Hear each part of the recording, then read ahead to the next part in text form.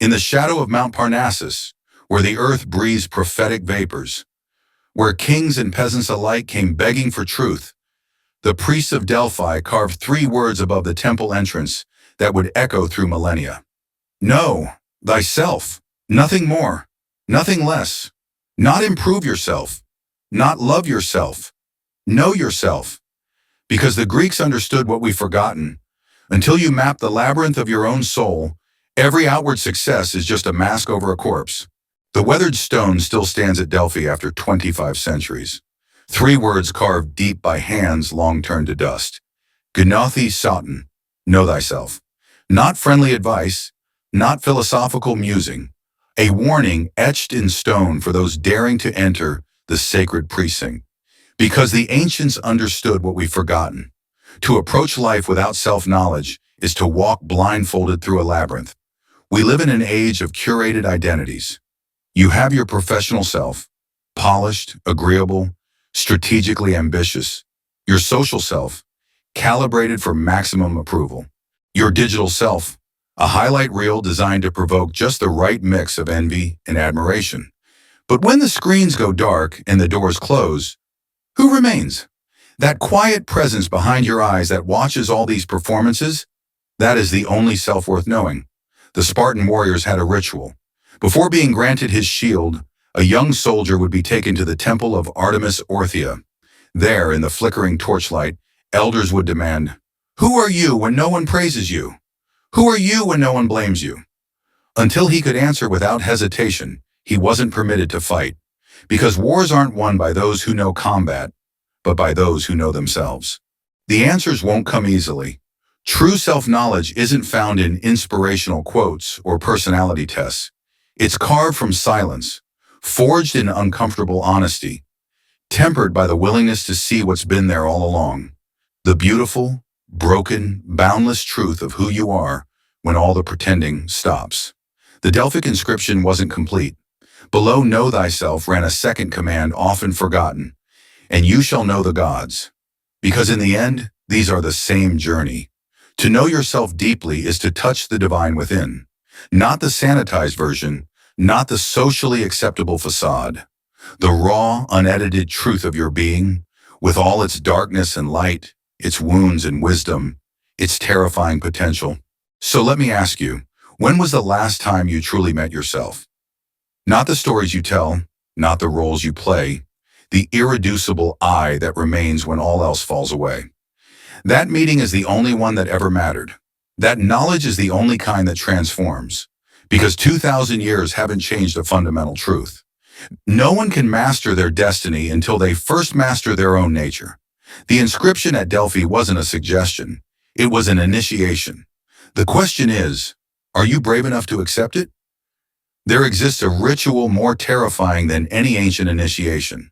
No sacred temples required, no elaborate preparations, just you, and the most dangerous object ever created by human hands. A simple mirror, not for checking your appearance, not for adjusting your mask, but for the one question we've all been running from since childhood. Who are you when no one is watching? The modern world has given us endless ways to avoid this moment. We drown the silence in podcasts. We numb the stillness with scrolling. We've built entire lives around never having to sit alone with that quiet voice asking, "Is this really you?" Here's how the test works. Find a mirror, the older, the better. One that's seen generations pass before its surface. Light a single candle. Not for drama, but because flickering flame reveals what steady light conceals. Now look, really look, past the tired eyes, beyond the practiced expressions, behind all the versions of yourself you've presented to the world.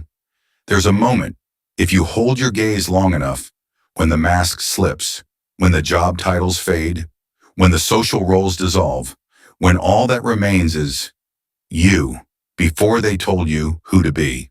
The you that existed before the first hurt, the first compromise, the first, "This is just how life works." This is where the work begins. Because self-knowledge isn't about gentle realizations, it's about brutal honesty. That habit you pretend isn't a problem, that dream you've buried because it seems impossible, that truth you've been swallowing because speaking it would change everything. The mirror knows, It always has. Ancient warriors would polish their shields to mirror brightness, not just to see enemies approaching, but to never forget their own face in the heat of battle. A reminder, you cannot conquer what you refuse to see. So tonight, when the world sleeps and the distractions fade, stand before your mirror, not to judge, not to criticize, but to finally meet the stranger you've been carrying your whole life. Ask the only question that matters. Now that we're alone, who are you really? And this time, listen. Every human soul walks this earth accompanied by three silent companions. Not spirits or ghosts, but something far more intimate. The three faces of self we carry from cradle to grave. The first is the golden mask, the glittering persona you present to the world, the charming smile at dinner parties, the confident posture in boardrooms, the carefully curated highlight reel on social media. It speaks in pleasantries and pleasant lies. Its purpose? To be admired, accepted, loved. But beneath its gilded surface, it's hollow. The second is the hidden shadow. Everything you've been taught to disown. The rage that frightens you. The desires that shame you. The creative madness you've learned to medicate away. Society calls this your dark side, but the ancients knew better. This isn't your darkness. It's your buried gold. The parts of you exiled not because they're evil, but because they're too powerful, too real, too alive. Then there's the third, the forgotten face, the eternal witness behind your eyes. The part of you that was there when you took your first breath and will be there when you take your last. It doesn't speak in words, but in gut feelings and sudden knowings. In those rare moments when you catch yourself being truly authentic without trying. This is your original face, before the world told you who to be. Here's the painful truth most never realize. We spend our childhoods building the mask, our adulthoods fighting the shadow, and our entire lives forgetting the face. The mask earns applause but suffocates you. The shadow holds your power but terrifies you. The face. The face is your way home. There's an old Sufi practice where seekers would sit before a mirror and ask, which of these is really me? They do this for hours, days, sometimes years, until one day, the mask would crack, the shadow would bow, and the face would finally smile back. Tonight, when the world goes quiet, try this. Light a candle, look into any mirror, and ask the only question worth asking. Who's looking? Not your name, not your story, not what you do or who you love, just who is looking? The answer will change everything. In the blackest hours before dawn, when even the wolves slept, Spartan boys were dragged from their stone beds. Not for training, not for combat, for the one ritual that mattered more than any skill with spear or shield. They called it anacresis, the examination. A single question howled into their faces by battle-scarred elders. Who are you when no one is watching? No philosophy, no theory, just cold, brutal confrontation with the self. Because Spartans understood what we've forgotten. Character isn't what you display. It's what you do when display is impossible. Modern men chase credentials. Ancient warriors chase something far more dangerous. Self-knowledge so complete it becomes a weapon. Here's how they did it. Before first light, warriors would break the ice on frozen rivers. Not to bathe, but to study their reflection in the shivering water. The lesson? See yourself clearly before the world tells you who to be. Miles walked alone at night with orders. Count every lie you tell yourself about your fears, your limits, your secret cowardices. The number always shocked them. 3 days without food, not to prove toughness, but because starvation strips away pretense. Your true nature emerges when the stomach screams. Tonight, when your devices sleep and your distractions fade, Spartan discipline demands you ask, when was the last time you truly examined yourself? Not your resume, not your potential, your raw, unfiltered truth. The barracks of self-knowledge have no comfortable beds. The training yard of authenticity offers no participation trophies. There is only what you are, what you pretend to be, and the merciless work of closing that gap.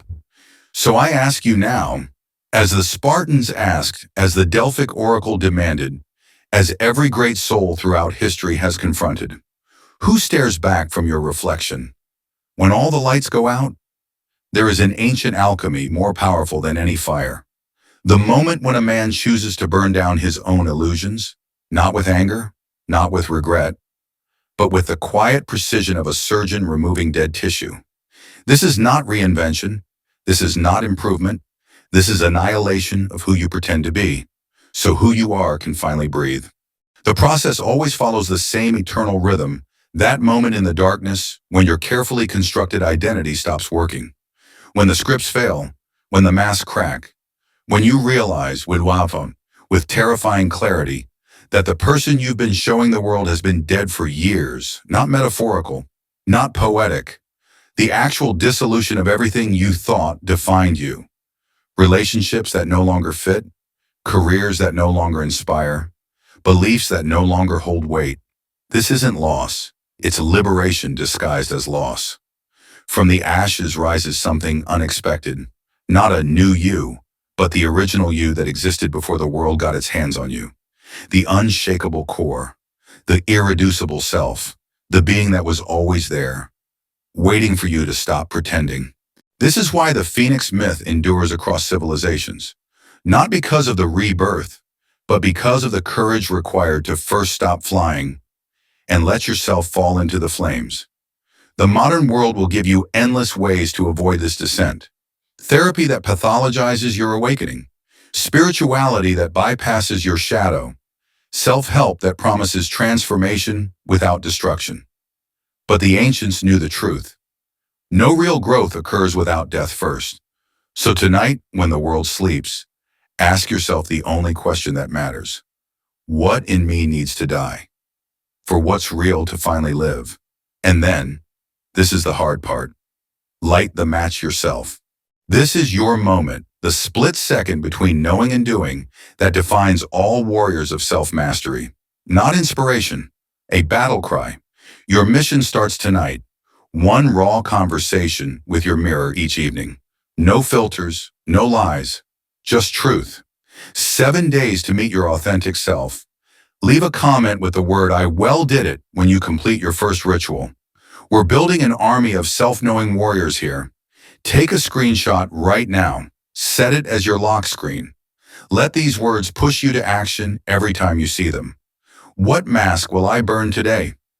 This isn't just ancient wisdom carved in stone. It's your personal invitation to transformation. The question isn't whether you're ready. The question is, will you remain a spectator to your own life, or step into the fire and rise as who you were meant to be? The choice is yours.